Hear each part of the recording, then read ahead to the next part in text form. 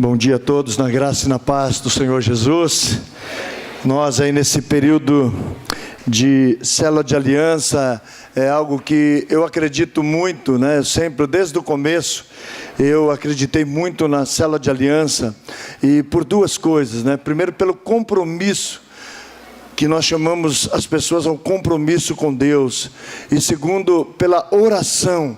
Nós não podemos fazer de qualquer jeito. Então nós fazemos, na realidade, quando nós fazemos uma aliança de oração com alguém, né, nós estamos assumindo um compromisso diante de Deus. Então é algo muito sério isso. Então a pessoa que faz, na verdade é um voto, é como um voto. Quando você assume um compromisso na presença de Deus com uma pessoa, de orar todos os dias por ela, e você não o faz, você está quebrando um voto que você fez na presença de Deus. Então, eu acredito que por essa seriedade, por esse compromisso, eu acredito que a célula de aliança, ela dá tantos resultados para nós.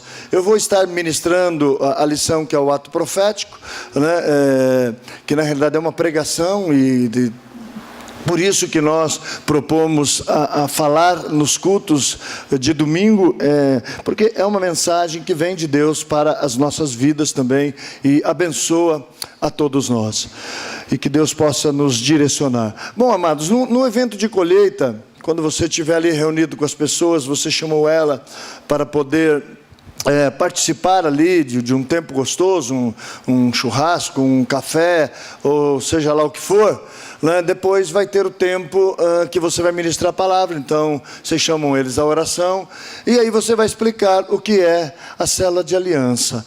E eu creio que quando você falar, olha, eu quero explicar o que nós queremos fazer, assumir um compromisso de uma célula de aliança com vocês, e aí você vai explicar para as pessoas o que é célula de aliança. Para você explicar o que é célula de aliança, você tem que falar o que é célula, né? Então você vai falar, olha, a célula, geneticamente falando, né, é um organismo vivo que se multiplica, né? E nós queremos que se multiplique sempre a célula saudável. Uma célula saudável, ela sempre vai multiplicar. Então, na realidade, é a multiplicação da vida que nós recebemos de Deus, porque tudo que você tem de Deus é vida, é vivo, e tem que se multiplicar em outras pessoas. Graças a isso, eu não estou dizendo exatamente da célula de aliança, mas eu estou dizendo dessa multiplicação da vida de Deus. Pode chegar até nós a salvação em Cristo Jesus. Quando Jesus reuniu os discípulos dele e estava multiplicando, dando a vida dele. Quando nós fazemos a ceia do Senhor, que também é um ato profético, né? Nós estamos mostrando que o Senhor Jesus, nesse ato profético, ele partiu, ele repartiu, na realidade muito mais do que repartir, ele multiplicou o corpo dele, como se fosse as células de aliança, né? E nós, então, pudemos estar participando, porque pessoas participaram e foram multiplicando. Isso há mais de 2.000 anos atrás, e com 12 discípulos chegou até nós, e nós estamos levando adiante essa multiplicação da vida do Senhor Jesus. Isto é célula em nome de Jesus, amados. É a multiplicação da vida de Jesus Cristo. Agora, célula de aliança. Aliança fala de compromisso. Deus é um Deus de compromisso. O grande mal e o grande problema da humanidade não é acreditar em Deus ou deixar de acreditar em Deus. Não é esse o problema. O problema é as pessoas entenderem que Deus é um Deus de compromisso, e Deus tem compromisso com aqueles que se comprometem com Ele e com a palavra dEle. Então Deus ama a todos, Jesus morreu por todos, mas para salvar a todos, mas essa salvação alcança somente aqueles que se comprometem com Deus, porque aqueles que se comprometem com Deus têm a sua vida transformada, têm a sua história transformada. As pessoas dizem assim, Jesus morreu por todas as pessoas, está todo mundo salvo já, não precisa fazer nada. Isso é um negócio que o mundo pensa dessa maneira, mas não é, né? Até para ser filho de Deus, nós precisamos de um compromisso de aceitar a obra de Cristo, de aceitar a palavra de Jesus, né? É isso que diz em João 1,12, né? Ele veio realmente para todos, ele veio para todos os seus, né? Ele veio para todos que foram criados, mas os seus, mais especificamente representados pelo povo judeu, os seus não o receberam, mas a todos quantos o receberam, deu-lhes o poder de serem feitos filhos de Deus. Então esse receber é se comprometer com Jesus e com a sua palavra. Então Deus é um Deus de aliança, Deus é um Deus de compromisso, Deus é um Deus que tem compromisso com aqueles que estão comprometidos com Ele. Por isso que é célula de aliança, porque não é quando eu quiser, quando eu puder, não, é um compromisso que nós vamos assumir na presença de Deus. Então, por 10 lições e por 10 semanas nós vamos nos reunir. Se você quer se aliançar, você vai ter que ter esse compromisso que nós vamos firmar na presença de Deus. Eu faço a minha parte, as pessoas fazem a parte dela e você faz a sua. Nossa parte é estar aqui uma vez por semana e todos os dias orar por vocês. É o papel do líder e dos colíderes. Qual a sua parte na aliança?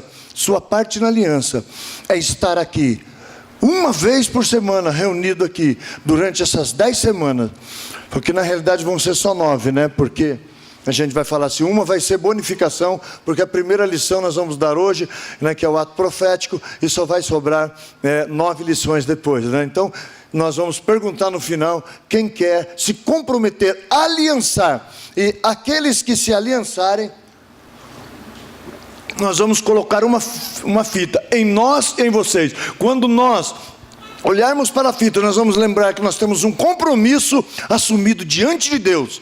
E nós, o compromisso, além de estar aqui uma vez por semana, de orar todos os dias por você, nós não vamos poder esquecer. Porque Deus vai nos lembrar, então a gente vai olhar para essa fitinha e vai lembrar. E vocês é um compromisso, uma aliança diante de Deus, de vir aqui uma vez por semana.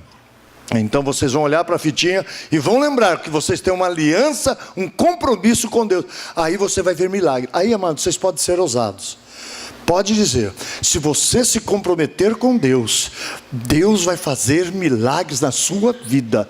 Porque nossa igreja, estaremos orando. E Deus é comprometido com quem tem compromisso com Ele. Amados, por isso que eu acho a célula da aliança uma estratégia maravilhosa. Então, na realidade, no evento de colheita, é isso que a gente vai falar de célula de aliança. E depois, então, nós vamos entrar na lição, que é a primeira lição, que é o ato profético, né? Que é essa bonificação. Mesmo que eles não vão se aliançar, eles estão sentadinhos ali, eles não têm muita opção, então eles vão ouvir a ministração da palavra de Deus nesse ponto. Nós vamos falar de atos proféticos, amados, e a Bíblia, na realidade, ela menciona dezenas ou até centenas, né, de atos proféticos. Quando a gente fala ato, a gente está falando de ação, a gente está falando de atitude, a gente está falando de algo que a gente faz profeticamente, né? Crendo, o que é profeticamente? É crendo que nós, atuando daquele jeito, mesmo sem entendermos, nós cremos que vai acontecer algo, aquilo dá um resultado. Não podemos dizer a hora ou o tempo, mas aquilo vai dar um resultado. Por exemplo, nós estarmos reunidos com essas pessoas ministrando a palavra de Deus, crendo que Deus vai fazer um milagre, e se reunir ali toda semana e orar todos os dias por essas pessoas, essa reunião que a gente faz é um ato profético, crendo na palavra de Deus. Então nós vamos falar acerca dos atos proféticos que estão aí separados no livro e resumido aí nessa folha. Bom, o primeiro ato profético, amados, que nós mencionamos aqui, é o ato profético do sacrifício. E esse ato profético do sacrifício, ele é baseado em Gênesis capítulo 4. Vamos abrir a nossa Bíblia E conheceu Adão a Eva, sua mulher, e ela concebeu e teve a Caim. E disse: alcancei do Senhor um varão.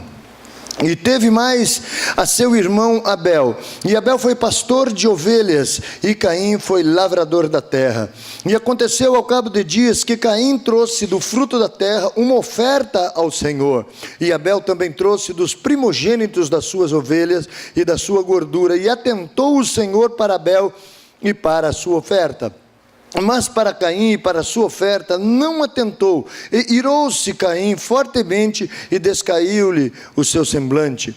E o Senhor disse a Caim: por que te iraste? E por que descaiu o teu semblante? Se bem fizeres, não haverá aceitação para ti. E se não fizeres bem, o pecado jaz à porta, e para ti será o seu desejo, e sobre ele dominarás. E falou Caim com o seu irmão Abel, e sucedeu que, estando eles no campo, se levantou Caim contra seu irmão Abel, e o matou. E disse o Senhor a Caim: onde está Abel, teu irmão? E ele disse: não sei, sou eu, guardador do meu irmão? Bom, está bem até aí, depois vocês podem ler tudo, mas eu não sou muito resumido para falar, se bem que eu vou resumir bastante, porque não tem muito tempo. E, amados, então nós vemos aí essa entrega de uma oferta, de um sacrifício. De repente esses dois irmãos, Abel e Caim, Caim e Abel, eles decidiram ofertar um sacrifício a Deus.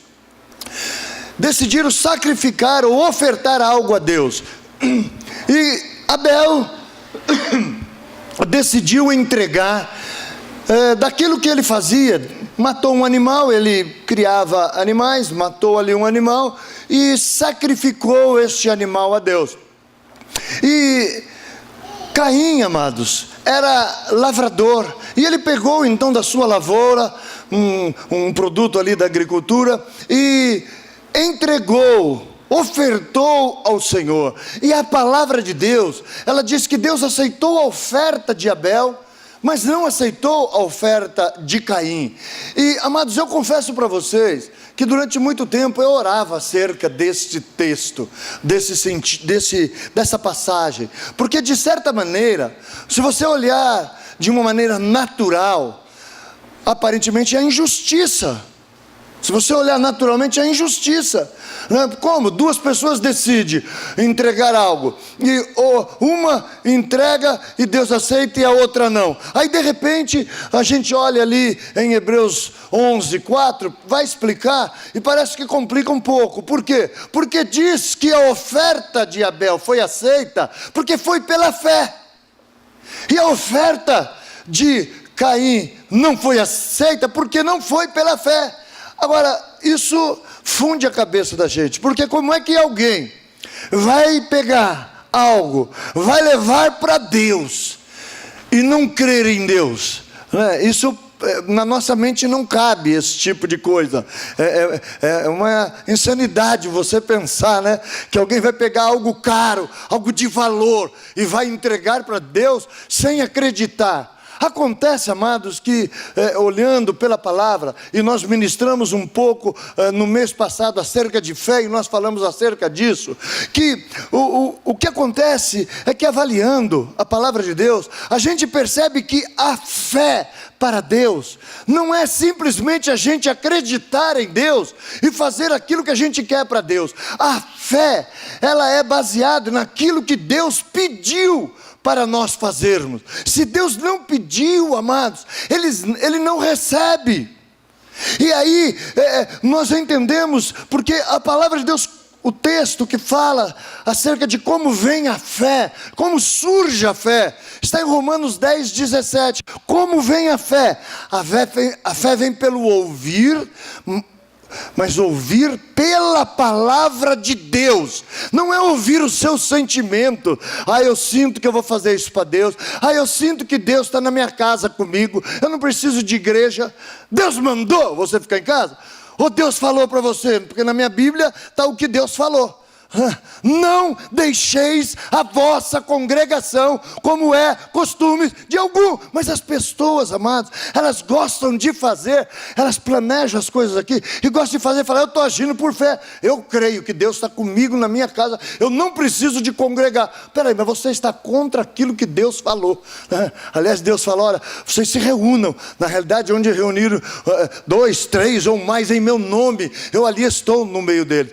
Então, se você faz uma reunião na sua casa, em nome de Jesus, né? e ali para meditar na palavra de Deus, está ali reunido para Deus e por Deus, tudo bem, Deus está. Agora, automaticamente, naturalmente, você achar que não precisa de congregar, isso é um erro muito grande, porque você tem que fazer parte do corpo, comprometido com Deus, comprometido com o corpo de Cristo, do Senhor Jesus. Então nós precisamos entender. Então, amados, na realidade, a oferta que Deus recebe de nós é aquela que Ele falou para a gente entregar. Então, eu creio, amados, que como Adão e Eva já tinham tido problemas, os pais de Abel e de Caim, eles já tinham tido problemas, e Deus já havia ensinado a eles, que quando fosse sacrificar algo, Ele queria que fosse uma oferta de um animal morto,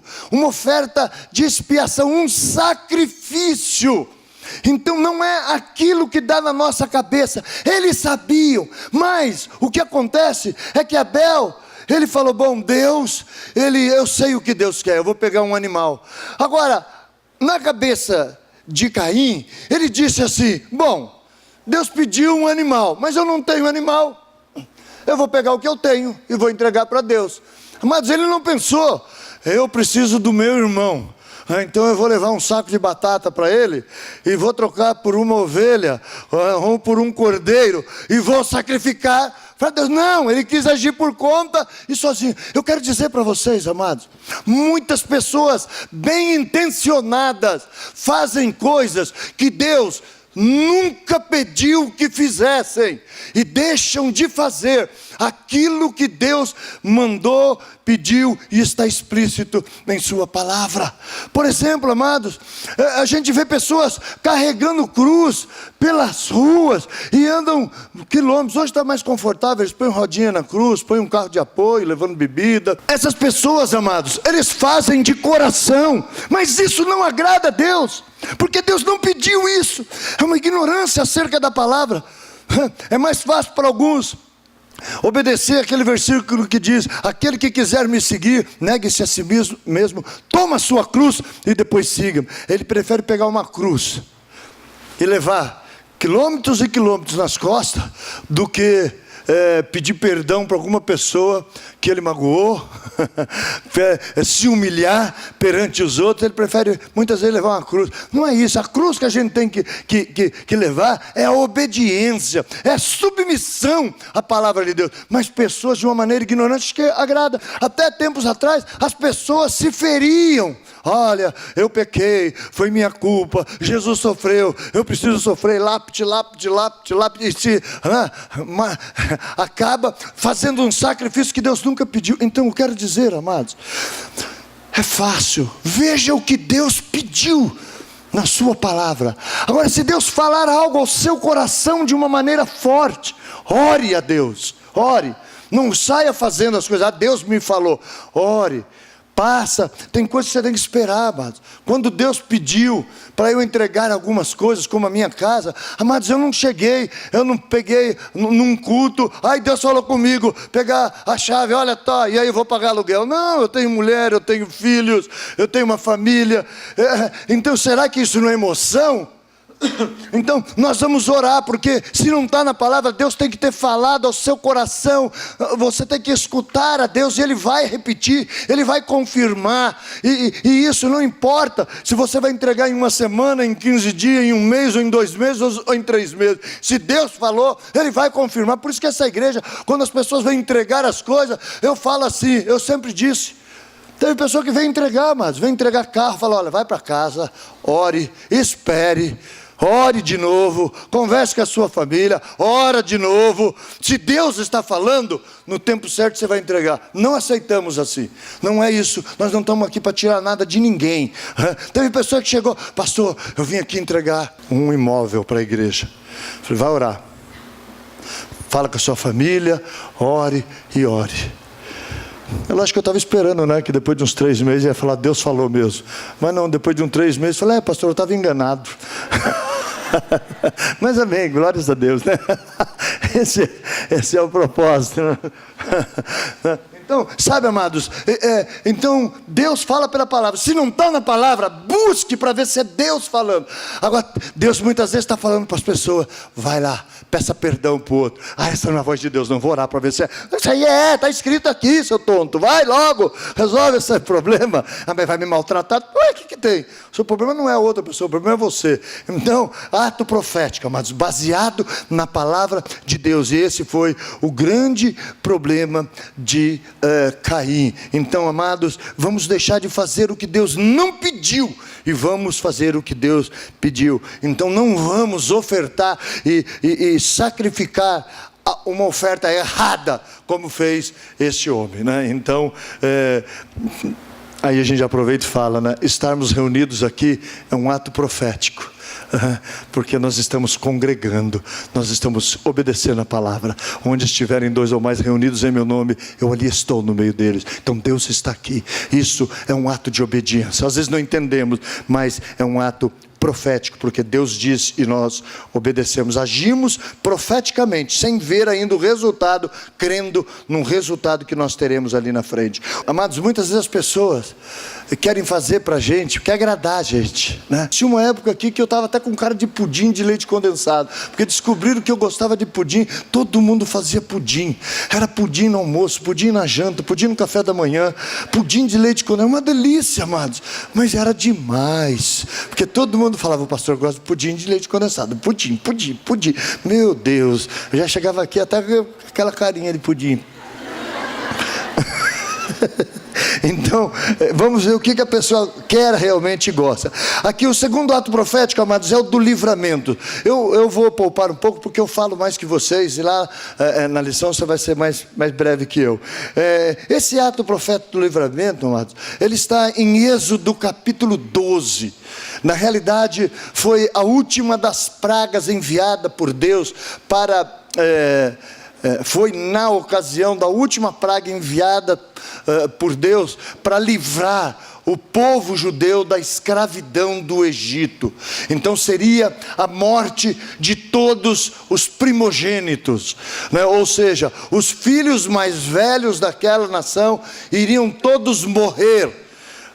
Só que Deus mandou um aviso para o povo dele: olha, se vocês creem em mim, então vocês vão fazer um sacrifício, vocês vão matar um cordeiro e vão se reunir na casa e vocês vão comer esse cordeiro, mas o sangue do cordeiro, vocês vão pegar ele, né, um maço de um mato, né, que chama isopo, né, molha no sangue e passa nos umbrais da porta, passa nos 3, só não passa no chão não, porque o sangue não é para pisar, o sangue é para você ser envolvido por ele, né? Então, passar o sangue ali, fala: à meia-noite, vocês continuem reunidos nessa casa, à meia-noite passará, a morte passará por ali, mas todo lugar que tiver o sangue do cordeiro, a morte não entrará, e essa casa será livre. E o povo de Deus foi todo livre, amados, por esse ato profético. Para nós não tem muita lógica, mas Deus já estava olhando para o sacrifício de Jesus Cristo na cruz do Calvário. E na realidade, aqueles que creem no Senhor Jesus, nós, amados, na nossa casa, por exemplo, nós cremos, a nossa casa, ela tem tem esse ato profético, o sangue de Jesus, porque hoje é pela fé, não é mais um animal, sabe, que a gente mata, mas é o Cordeiro Santo de Deus, que foi a provisão de Deus divina. Então nós temos ali, já na nossa casa, pela fé, esse ato profético. Casa, amados, aonde não há a vida de Deus, aonde a morte em tantos valores de Deus, tantas coisas importantes, morte nos relacionamentos. Na realidade, tudo começa com a morte do amor, né, dentro de uma casa. Aí acaba a misericórdia, acaba a comunhão. Aonde não há relacionamento dentro das casas, amados, é porque falta o poder do sangue de Jesus nessa casa, que na realidade a gente fala mais específico na última lição, que é o poder do sangue, né? Mas nós, pela fé, quando nós estamos ministrando os atos proféticos, nós, se estivermos numa casa, mas reunidos, nós já vamos declarar em nome de Jesus: aqui, os umbrais dessa casa já estão ungidos, e nós declaramos que neste lugar há vida de Deus, vida nos relacionamentos, vida nas pessoas, vida financeira, porque esses são milagres que a presença de Deus produz. Então, este ato profético foi um ato profético que Deus pediu ali na morte dos primogênitos para o povo judeu, né, o povo hebreu. Então, este ato profético é o ato profético do sangue, que ele é o ato profético do livramento. Não é que nós somos melhores do que ninguém, mas nós cremos no poder do sangue de Jesus, que cobre a nossa vida e a nossa casa, e não há lugar para a morte. Por isso que nós temos autoridade. Se a morte entrar, ao invés de você ficar se jogando nela, repreenda, porque ela é ilegal, porque a sua casa é coberta com o sangue do Senhor Jesus. Não deixe a morte alojar ali, em nome de Jesus. O terceiro é o da provisão. Quando a gente fala do ato profético da provisão, nós estamos falando dos nossos dízimos, das nossas ofertas. É uma coisa de louco isso, amados, né? Isso é fé, né? Deus mandar a gente entregar, né, os nossos dízimos e as nossas ofertas. Muitas pessoas querem entender, né? Como é que eu vou entregar se eu não tenho? Na realidade você não tem porque você não entrega, porque você não está tendo atitude profética, atitude de quem crê na palavra de Deus. Então está escrito em Malaquias 3:10: trazei todos os dízimos à casa do tesouro. Deus diz, amados, que Ele repreenderia o devorador, Ele abriria as janelas do céu para nos abençoar. Às vezes é lógico, tem gente que dá o dízimo uma vez e já vê a provisão de Deus, mas isso é pela fé, amados, e Deus não estipulou um tempo. Às vezes a gente dá dízimo um ano, às vezes a gente nem percebe, quando a gente olha para trás e fala: meu Deus, aonde eu estava quando eu não era dizimista, e aonde eu estou hoje? Muito obrigado por esse ato profético que eu criei e tenho praticado na minha vida. Eu sempre agradeço a Deus, amado, porque por cerca de 40 anos eu sou dizimista, e eu louvo a Deus por esse ato profético da provisão e oferta, amado. Sabe, nós devemos de crer que esta é a maneira. Lógico, muitas pessoas questionam e falam que é lei, o dízimo é lei, que não é mais. Lógico, não é obrigado, mas é um princípio divino, e que Deus fala na sua palavra, e se Deus fala, pode praticar. Se Deus manda praticar, amados, pode praticar, porque funciona. Então, aí na lição fala que Abraão deu o seu dízimo aí há 4.000 anos atrás, e né, ele entregou ao sacerdote Melquisedeque, e a gente vê que na realidade, também é uma outra palavra, né, ele confirmou o sacerdócio de Melquisedeque, né? Então, em Hebreus capítulo 7, fala para a gente que lá entregava dízimo a homens, né, na lei, e nós entregamos aquele que vive, entregamos a Jesus Cristo os nossos dízimos. E na realidade, quando nós entregamos os nossos dízimos, nós estamos confirmando não só o sacerdócio de Jesus, mas que Ele é o nosso sumo sacerdote. Ele é. Então toda vez que você entrega, é um ato profético de fé e de confirmação de que Jesus é o Senhor, não só da sua vida, mas de tudo o que você possui, inclusive do dinheiro, porque o dinheiro, ele simboliza tudo o que nós temos. É por aquilo que entra que nós conseguimos todas as coisas que temos. Então, quando você entrega dízimo, você está falando: minhas finanças e tudo que eu tenho pertence ao Senhor e está consagrado a Deus. Agora, eu quando falo de dinheiro, principalmente eu que sou pastor, eu gosto de dar o meu testemunho, né? Que eu não faço nada disso para ganhar dinheiro. E aí eu dou o meu testemunho daquilo que eu tive que renunciar, ou que eu decidi renunciar para poder ser um pastor que leva o Evangelho e não ter nenhuma mancha e não ter o nome lá na Lava Jato do céu. O quarto, o ato profético da consagração. Amados, eu não vou ler os versículos, mas eu falo da história e vocês conhecem.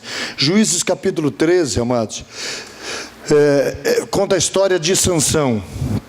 E Sansão, amados, ele foi consagrado pela sua mãe e pelo seu pai desde bebê.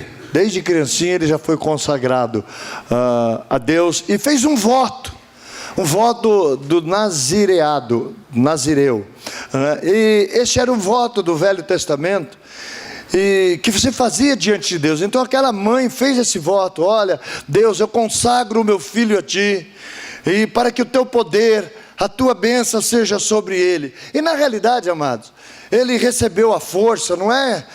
A força que Sansão tinha, era tudo muito simbólico. Por exemplo, uma das partes do voto é que ele não beberia bebida alcoólica, bebida forte, e outras coisas, e dentre elas, uma é que ele não passaria navalha em seu cabelo, na sua cabeça. Então ele não cortaria o cabelo.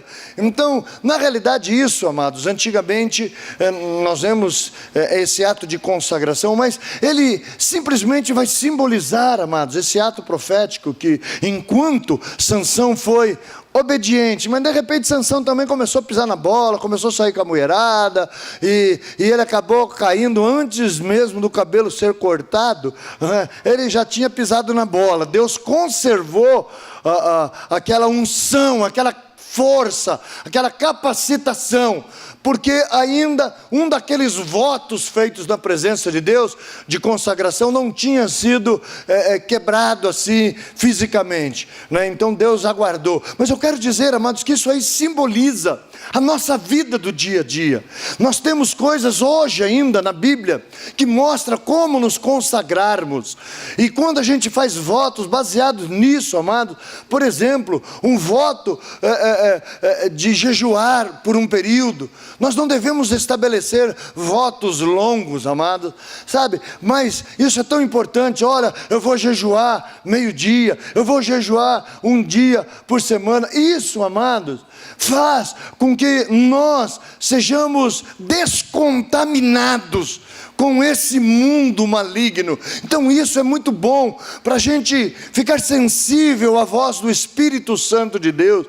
Imagine os pastores aí que têm um compromisso de estar aqui todos os dias orando das 7 às 8, e pessoas, isso é tão nobre, pessoas que fazem voto: olha, durante 30 dias eu estarei indo para me consagrar, eu irei nesse período de oração, dando o primeiro tempo da minha vida para Deus. Amados, isso é tão importante na nossa vida espiritual, para que nós sejamos fortalecidos. Uma pessoa que está enfraquecida espiritualmente, ela tem que estabelecer este voto de busca mais intensa, de um compromisso com Deus por um determinado período. Não é, agora pro resto da minha vida eu vou estar se adorando aqui na igreja. É até bom, porque assim, quando o pastor não quiser mais, ele deixa você assumir aqui, né?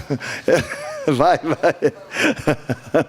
Mas sabe, amados, é tão importante a gente se consagrar a Deus, e apenas eu estou citando um, que é o jejum. Um outro ato profético, agora sim, que é o quinto, né? Ato profético da cura.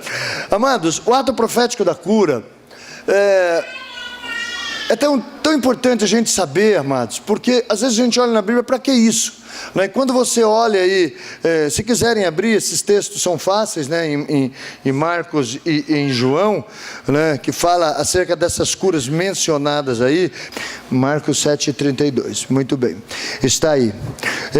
Trouxeram a Jesus um surdo que falava dificilmente, então ele era surdo e mudo, ele só falava meio esquisito, né? E lhe pediram que impusessem as mãos nele. E tirando-o à parte, Jesus, né? Tirando-o à parte de entre a multidão, pôs-lhe os dedos nos ouvidos e cuspindo tocou-lhe na língua. Então, amados, é um ato profético, é meio esquisito, né? Deus não mandou a gente fazer isso. Quem tem problema aí de falar que é gago, ou que tem dificuldade de se expressar, vem aqui que nós vamos ungir. Põe a língua para fora. É meio nojento, né? Mas, amados, Jesus fez isso. Mas era Jesus, né?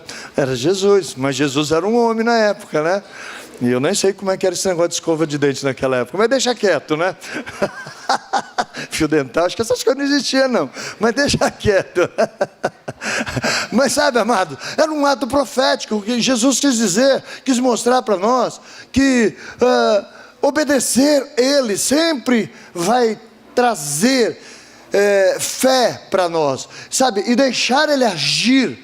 Deus, amados, Ele não tem que ficar explicando na realidade. Eu quero explicação, Senhor. Você está cuspindo na mão e passando na minha língua. Bom, primeiro se ele falasse, ele já tinha sido curado, né?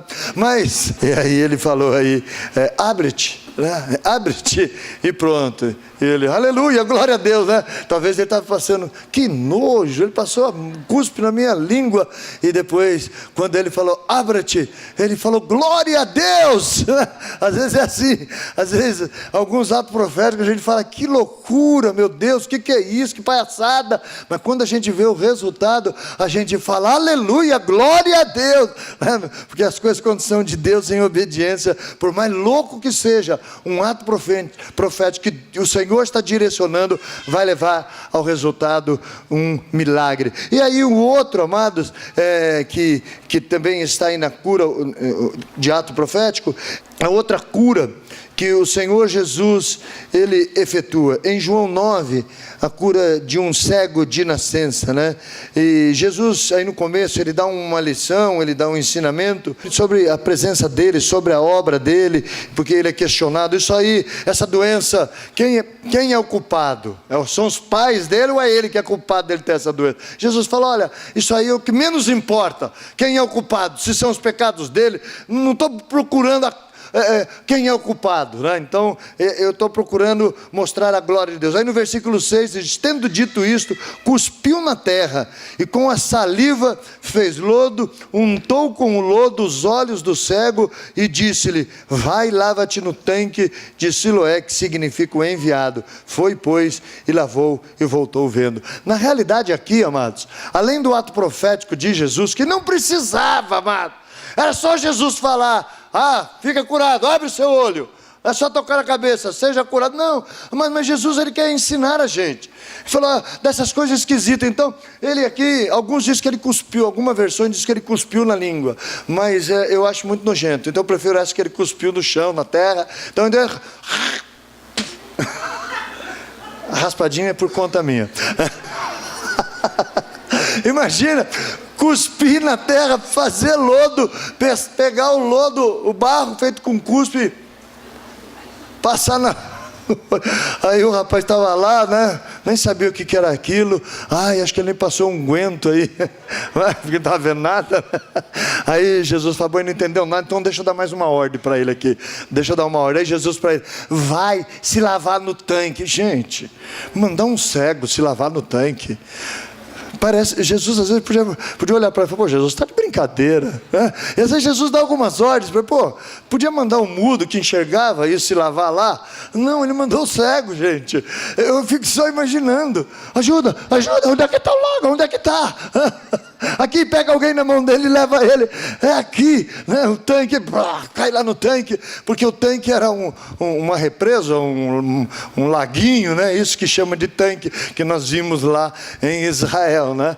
E, amados, ele cai lá, e a hora que ele cai, que ele lava o olho dele, ele começa a enxergar. Então, Deus falando, amados, que a obediência, por mais esquisito, amados, ele pede também uma atitude profética. Ele está mandando ir, ele já fez a parte dele, essa loucura, agora ele está mandando ir, vai se lavar, e ele foi e voltou curado. Então muitas coisas nós não vamos entender, mas funciona. Entender como é que nós vamos dar dinheiro a Deus para as nossas finanças mudar, né? O mundo ensina que a gente tem que guardar, ainda entregar 10% e ainda mais oferta, é uma coisa de louco. Amados, a última coisa aí agora que eu quero falar é o ato profético da salvação. É essa que muita gente pensa que é algo automático, e essa está em Romanos 10, 9. Aí é a salvação, amados. Ninguém é salvo automaticamente. Eu creio. Olha, vê aí, 10, 9 de Romanos diz: se com a tua boca confessares ao Senhor Jesus, e em teu coração creres que Deus o ressuscitou dos mortos, serás salvo. No 10 diz: visto que com o teu coração crê para a justiça, mas com a tua boca se faz confissão para a salvação. Amados, essa palavra confessar é a palavra professar. Ela é a mesma palavra que é traduzida por professar, mas qual que é a diferença? Amados, a única diferença é que professar é confessar, é declarar publicamente. É interessante isso, né? Porque muita gente fala: eu já tenho Deus no meu coração.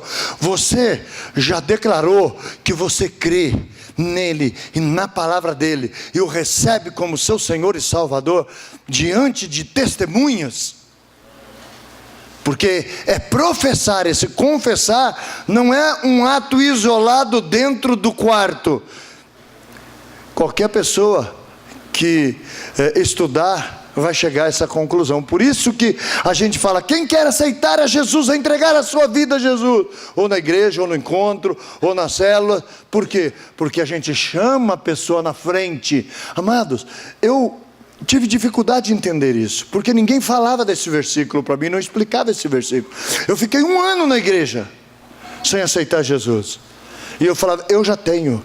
As pessoas me davam a paz do Senhor, as pessoas me chamavam de irmão, as pessoas chamavam até para orar, e eu nem tinha entregue a minha vida a Jesus ainda, por covardia, por medo, escondido atrás da vergonha, da timidez.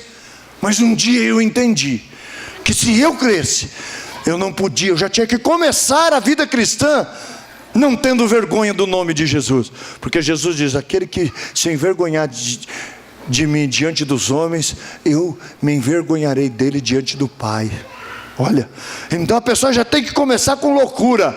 Opa, vamos lá, é para eu confessar, estou aqui, o que tem que fazer? Tem gente que você chama na frente, a gente chama na frente para ficar assim, a pessoa já chega aqui, já vira, já sobe aqui olhando. Tem outros que para sair do lugar, meu Deus, quase que você tem que cutucar ele, vai, pensar que é um revólver, opa, eu vou. Então, amado, na realidade o ato é essa profissão, é essa de fé, confessar publicamente. E aí você pode, na sua célula, fazer o apelo para as pessoas. Mas, amados, eu quero encerrar, porque nós queremos orar por vocês, e aí nós vamos fazer aquilo de orar pelas pessoas, anotar os pedidos, e eu quero orar por vocês, porque a palavra, ela vem para nós também, para que nós aprendamos a ter atitudes proféticas, atitudes baseadas na palavra de Deus, não andar segundo os nossos sentimentos, ou segundo o que nós aprendemos por aí, que não foi da palavra de Deus. A palavra de Deus, nós temos que obedecê-la, crer e obedecer. Então, que hoje você decida ser uma pessoa comprometida com compromissada com Deus. Porque se você não tem compromisso com Deus, Deus não tem compromisso com vocês. Por isso, amados, muitas pessoas, né, Paulo chega a dizer a Timóteo, pessoas que professaram a palavra, recuaram na fé. Pessoas que já tinham feito publicamente uma profissão, então pessoas voltaram atrás. E infelizmente, amados, nós queremos Deus, mas nós não queremos compromisso. Eu vou na igreja quando eu quero. Amados, se você não tem compromisso, é antibíblico. Sabe, não é Deus só para completar algo na sua vida, não. Deus, Ele quer ser tudo em nossas vidas. Por isso que nós temos que nos entregar 100% a Ele. Sabe, eu quando cheguei para Jesus, falaram para mim, olha, não vai muito fundo não. Cuidado, que as pessoas ficam meio fanáticas. Amados, para ser cristão, você tem que ser radical. Se você for dar vazão para os seus sentimentos e pelo que falam as pessoas, você nunca será uma pessoa conforme Deus quer que você seja.